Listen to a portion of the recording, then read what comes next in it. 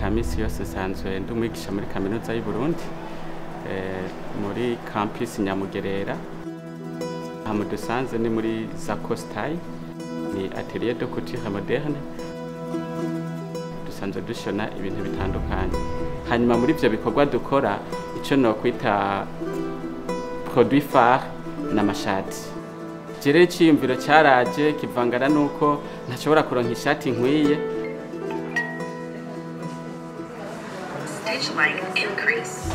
Hanyuma hanini nariyumvira impamvu ibintu byose biva mu Bushinwa. Ndiyumvira nti reka nanje niyumvira umugambi wo gukora ibintu ku buryo ibiva hanze byogurirwa ngaha mu gihugu. Izo mashini zambe naziguze muri credit mfashe, hanyuma ndazishikana ngaha.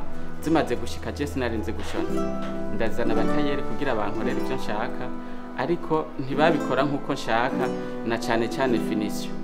No kuvuga 2022 naciye mfata akanya ko kuvyiga, maze kuvyiga kuri YouTube ndabimenya. Kayeje yaramfashije isanga mu rugendo narimo birampa umutahe. Uwo mutahe waramfashije kugura equipment moderne, arizo mashini musanzwe muri ko muraraba hano. Ni mashini zisanzwe zifise navuga ngo intelligence artificielle, kuko ziramenya ibitambara ushizemo uburemere bwazo, zikamenya no kuntu izishona. Imashini nari nsanzwe mfise ubwambere zari zo gupedala, yarashobora gukora nko imashini imwe yakora impuzu imwe, ubunye izo mfise imashini bishobora gukora impuzu zitatu muri uwo mwanya.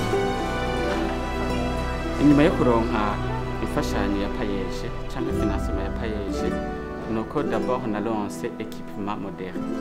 Iyo équipement moderne yafashije kugira gateka nka atelier de couture. Hanyuma kubijanye n'abakozi nashoboye kongeramo abakozi babiri, uretse ko hariho n'abandi baza bakiga hanyuma bakagenda. Izi mashini ifise ngaha ni mashini ziri programmable, ndashobora guprograma intambwe iza gutera. Mu gihe ziriya mashini nakoresha pedala, warashobora gushona ugasanga irasimvye, irasimbaguritse, ariko izinye ntizishobora gusimbagurika. Ndashobora kuregira intambwe nkavuga nti igira intambwe ya 0,5 mm canke 2 mm, birashoboka. No kuvuga ngo la finition yarabaye améliorée ku buryo butangaje.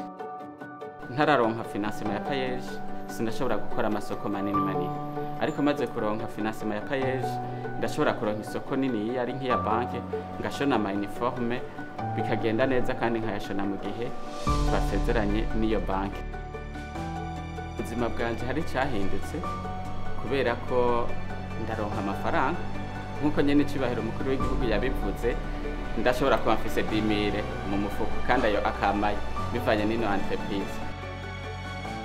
Umugambi payeje uri kurazana akarusho kadasanzwe mu gwaruka.